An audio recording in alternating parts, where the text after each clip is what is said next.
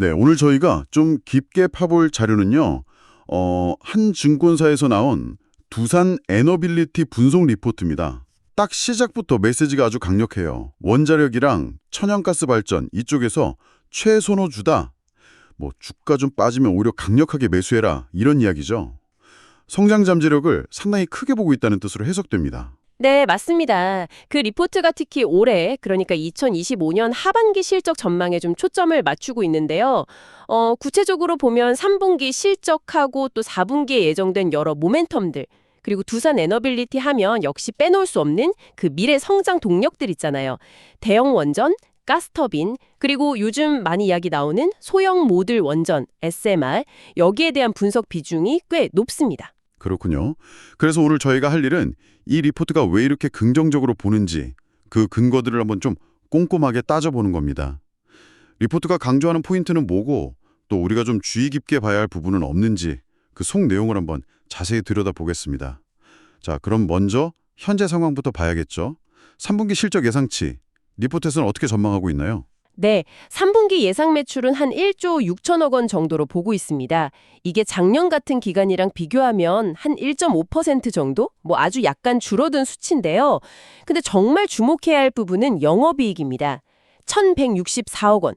작년 동기 대비해서 무려 239.2%.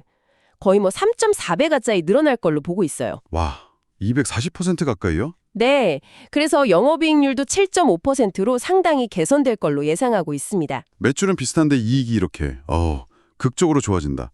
이거 상당히 흥미로운데요? 이유가 볼까요? 리포트에서 딱 짚는 핵심 워딩이 바로 수주 잔고의 질적 개선입니다.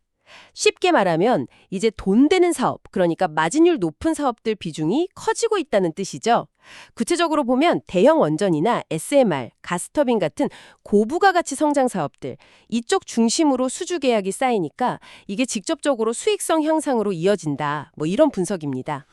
그러니까 단순히 계약 건수나 금액만 늘어난 게 아니라 계약 포트폴리오 자체가 더 알짜배기 사업들 위주로 바뀌고 있다는 거군요. 바로 그겁니다. 네.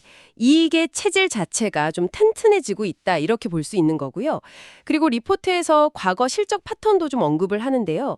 보통 2분기하고 4분기에 매출 인식이 좀 몰리는 경향이 있었다는 점도 짚어줍니다. 그래서 뭐 3분기 매출이 약간 주춤해 보여도 4분기에는 다시 외형 성장, 그러니까 매출액 자체가 다시 늘어날 수 있다. 이런 전망도 같이 내놓고 있습니다. 그렇군요. 방금 외형 성장이라는 표현 쓰셨는데 이게 기업 분석에 자주 나오잖아요. 간단하게 한번 짚고 넘어가면 좋을 것 같은데요. 매출액 자체가 커지는 걸 말하는 거죠. 네, 맞습니다. 외형 성장은 보통 기업의 전체 매출 규모가 커지는 걸 의미해요. 이익률 개선 같은 질적 성장하고는 좀 대비되는 개념인데, 기업의 사업 사이즈 자체가 커지는지를 보여주는 지표라고 생각하시면 됩니다. 리포트는 4분기에 이 외형 성장도 다시 나타날 걸로 보고 있다는 거고요. 알겠습니다. 그럼 이런 3분기 이익 개선 전망 그리고 4분기 외형 성장 기대감 이걸 다 합쳐보면 올해 전체 실적 목표는 달성 가능하다고 보는 건가요? 네.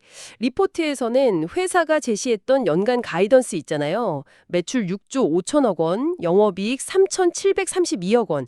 이거는 뭐 무난하게 달성할 수 있을 거다 이렇게 판단하고 있습니다. 앞서 말씀드린 것처럼 고수익 사업 중심으로 수주 잔고가 좋아지는 효과가 계속되고 또 4분기에 매출 증가까지 더해지면 충분히 가능하다. 이런 논리죠. 좋습니다. 수익성 개선의 배경은 이제 좀 이해가 됐습니다.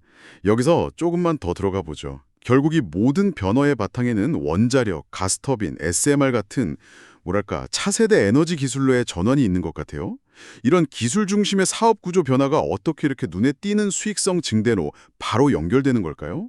단순히 뭐 제품 마진율 차이만은 아닐 것 같은데요. 네, 물론 개별 사업 마진율 차이도 중요하죠. 중요한데 더 근본적으로 보면 지금 글로벌 에너지 전환이라는 엄청난 패러다임 변화가 있잖아요.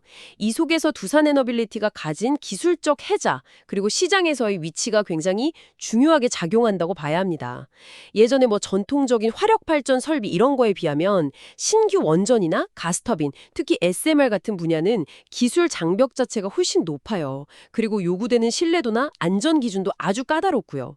그러다 보니까 이 기준을 맞출 수 있는 소수의 기업들에게 시장 기회가 좀 집중되는 경향이 있고 이게 자연스럽게 높은 수익성으로 이어지는 구조라고 해석할 수 있습니다. 아, 기술 경쟁력이 곧 가격 결정력, 그리고 이익 확보 능력으로 이어지는 거군요. 그렇죠. 기술력이 곧 돈이 되는 시장이라고 볼 수 있는 거죠. 네, 이해가 됩니다. 자, 그럼 이제 이 리포트가 가장 주목하는 시기, 바로 4분기로 넘어가 보겠습니다. 아주 결정적인 모멘텀들이 이 시기에 딱 집중되어 있다, 이렇게 강조하는데요. 정말 결전의 시기 같은 느낌인데요. 어떤 내용들이 기다리고 있습니까? 네, 리포트는 돈의 4분기를 두산 에너빌리티에게 아주 중요한 분기점으로 보고 있습니다. 여러 건의 대형 수주 관련 이벤트들이 이 시기에 예정되어 있거나 혹은 기대되고 있기 때문인데요. 첫 번째 카드는 바로 체코 신규 원전 사업입니다. 현재 회사 쪽에서 제시한 관련 수주 가이던스가 한 3조 8천억 원 정도 되거든요. 네, 리포트에서는 실제 계약되는 이 금액보다 더 커질 가능성이 있다. 이렇게 분석하고 있습니다. 체코 원전 수주 규모가 예상보다 더 커질 수 있다. 이것만 해도 상당한 뉴스인데요. 또 어떤 것들이 있나요? 두 번째는 SMR, 그러니까 소형 모듈 원전 분야에서의 좀 구체적인 진전입니다. 특히 지난 9월에 뉴스케일 파워하고 협력 관계에 있는 개발사 이엔트라1이라고 있잖아요.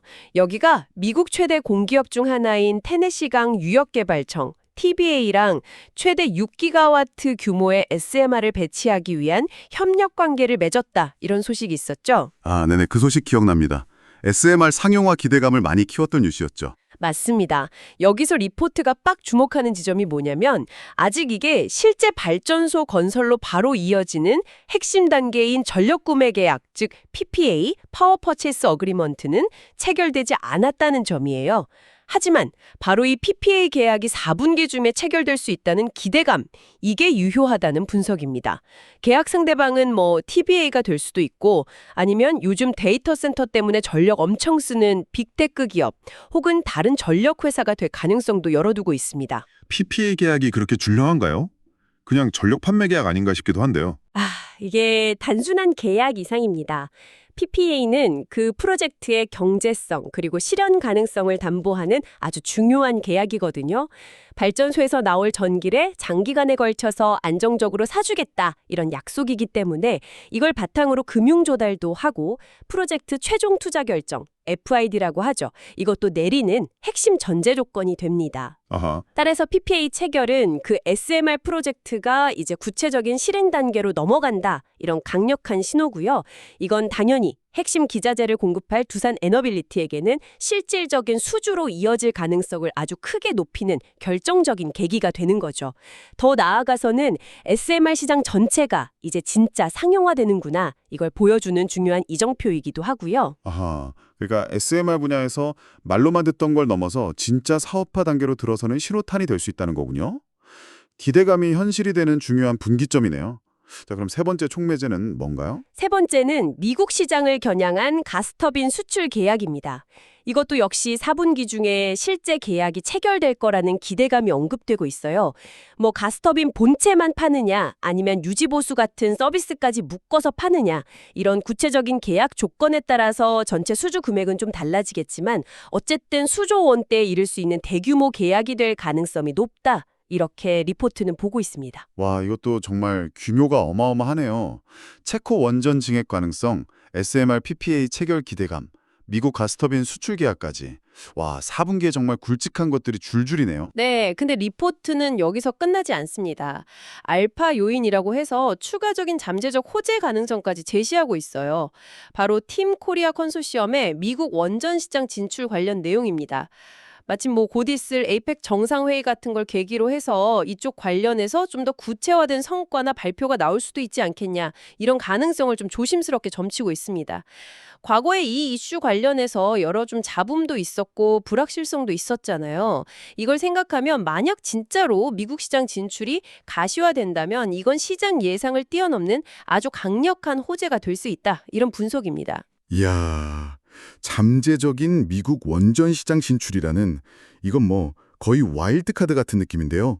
정말 4분기에 모든 기대가 다 쏠려 있는 듯한 모습이네요. 그렇습니다. 리포트의 시각을 다 종합해보면 만약에 지금 언급된 이런 4분기 잠재적 이벤트들이 진짜로 다 현실화된다면 회사가 제시한 올해 연간 수주 목표치 10조 7천억 원, 이거를 크게 넘어서는 실적 달성도 충분히 가능하다, 이렇게 보고 있는 겁니다. 그야말로 뭐 퀀텀 점프의 계기가 될 수도 있다, 이런 기대함이 깔려 있는 거죠. 이런 개별적인 수주권들을 좀 넘어서서 더 큰 그림에서 보면 어떤 의미를 찾을 수 있을까요? 단순히 계약 몇 건 따낸다, 뭐 이런 것 이상의 함의가 있을 것 같은데요. 물론입니다. 이 잠재적인 수주건들은 단순한 실적 이상의 의미가 있죠. 전 세계적으로 지금 에너지 전환이 막 가속화되고 있잖아요. 이런 흐름 속에서 두산 에너빌리티가 차세대 에너지원으로 주목받는 대형 원전, SMR, 그리고 가스터빈. 특히 가스터빈은 나중에 수소 혼소나 전소까지 염두에 둔 거죠. 이런 분야에서 글로벌 시장을 이끌 수 있는 핵심 기술력과 사업 수행 능력을 갖췄다, 이걸 증명하는 결과가 될 수 있습니다. 즉, 에너지 전환 시대의 진짜 핵심 플레이어로서의 입지를 단단히 굳히는 중요한 이정표가 될 수 있다, 이렇게 해석할 수 있습니다. 에너지 전환이라는 큰 흐름 속에서 기술력과 시장 지위를 이제 실제 성과로 보여주는 시험대, 그게 바로 4분기가 될 수 있다, 이런 말씀이시군요. 자, 그럼 이제 이 증권사 리포트의 최종 결론으로 가보죠. 가치평가랑 투자 전략 부분, 리포트는 어떤 의견을 내놓고 있습니까? 리포트는 두산 에너빌리티에 대해서 투자 의견은 매수, 바이를 그대로 유지하고 있고요. 목표 주가 역시 기존과 똑같이 10만 원을 제시했습니다. 이 목표 주가는 EV/EBITDA-IDA라는 가치평가 방법을 기반으로 해서 산출된 겁니다. EV/EBITDA 방식이요? 이것도 자주 듣는 용어인데 간단히 어떤 개념인지 좀 짚어주시겠어요? 네, EV/EBITDA는요, 기업의 시장 가치, 이걸 EV/EValue라고 하는데, 이걸 세금이나 이자, 감가상각비 같은 걸 빼기 전에 영업 현금 창출 능력, 즉 EV/EBITDA와 비교하는 지표입니다. 좀 쉽게 말하면 기업이 벌어들이는 현금 대비해서 기업 전체의 가치가 몇 배 정도 되는지를 보여주는 거예요. 동종업계 기업들하고 비교하거나 기업 가치 평가할 때 많이 쓰는 방법 중 하나입니다. 명료한 설명 감사합니다. 매수 의견의 목표가 10만 원 유지. 그렇다면 그 핵심적인 근거는 뭐라고 리포트는 설명하고 있나요? 리포트의 논리는 아주 명확합니다. 그동안 두산 에너빌리티의 미래 성장성에 대한 시장의 기대감이 주가에 꾸준히 반영되어 왔다는 거죠. 그리고 이제 다가오는 4분기는 그 기대감을 실제 수주 성과로 증명해야 하는 결정적인 시점이다, 이겁니다. 리포트에서 결국 수주라는 표현까지 쓰면서 앞에서 우리가 쭉 살펴봤던 4분기의 다양한 잠재적 수주 이벤트들이 실제로 현실화되느냐, 이게 앞으로 주가 흐름의 가장 중요한 변수가 될 거다, 이렇게 강조하고 있습니다. 그러니까 그동안 쌓아온 기대치를 이제는 진짜 계약서로 보여줘야 할 때다, 이거군요. 정확합니다. 네. 그래서 리포트의 매수 의견 유지는 이런 4분기 총매제들이 실제로 현실화될 경우에는 주가가 현재 수준을 넘어서 다시 한번 의미 있는 상승 흐름을 탈 수 있다, 이런 가능성에 무게를 두고 있는 걸로 해석할 수 있습니다. 4분기 수주 모멘텀에 대한 상당히 강한 확신이 담겨 있다고 봐야겠죠. 여기서 자연스럽게 이런 질문이 드네요. 리포트가 제시하는 이런 잠재력들, 이게 현재 주가에는 과연 어느 정도나 반영되어 있다고 봐야 할까요? 그리고 만약에 정말 리포트 예상대로 대형 수주들이 빵빵 터져주면 그 파급 효과는 어느 정도나 될지, 리포트가 이런 구체적인 시뮬레이션까지 제공하지는 않겠죠? 일단 리포트가 목표주가 10만 원을 유지하고 있다는 점을 보면요, 분석가 입장에서는 현재 주가, 물론 이 리포트 작성 시점 기준입니다만 현재 주가가 4분기 기대감을 아직 완전히 다 반영하고 있지는 않다, 이렇게 판단하는 걸로 보입니다. 즉 여전히 상승 여력이 남아있다, 이런 시각인 거죠. 다만 개별 수주권 하나하나가 확정됐을 때 주가에 정확히 얼마만큼 영향을 미칠 거냐, 이걸 예측하는 건 사실 현실적으로는 매우 어렵습니다. 계약 규모나 수익성도 봐야 하고 그때 시장 분위기는 어떤지, 경쟁 상황은 어떤지, 변수가 워낙 많으니까요. 중요한 것은 이 리포트가 4분기 수주 결과에 따라서 주가의 방향성 자체가 크게 달라질 수 있는 아주 중요한 변곡점으로 보고 있다, 이 사실 그 자체입니다. 알겠습니다. 결국 투자자 입장에서는 4분기에 나올 실제 수주 뉴스들을 좀 면밀히 지켜보면서 리포트의 전망과 한번 비교해 볼 필요가 있겠군요. 자, 오늘 한 증권사에서 발행한 두산 에너빌리티 분석 리포트를 좀 깊이 있게 살펴봤습니다.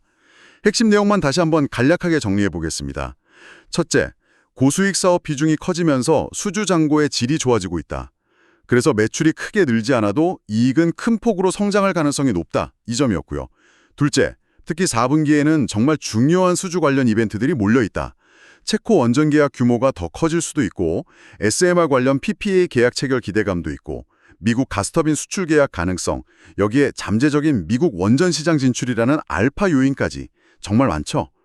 마지막으로 이렇게 기대감이 높은 수주들을 실제로 따내느냐, 이게 앞으로 주가의 핵심 동력이 될 것이고 이걸 바탕으로 리포트는 매수 의견과 목표 주가 10만 원을 유지하고 있다. 이런 내용이었습니다. 네, 한마디로 요약하면 그동안 쌓여온 기대감, 4분기에 진짜 보여줄 거냐, 여기에 초점을 맞춘 리포트라고 할 수 있겠습니다.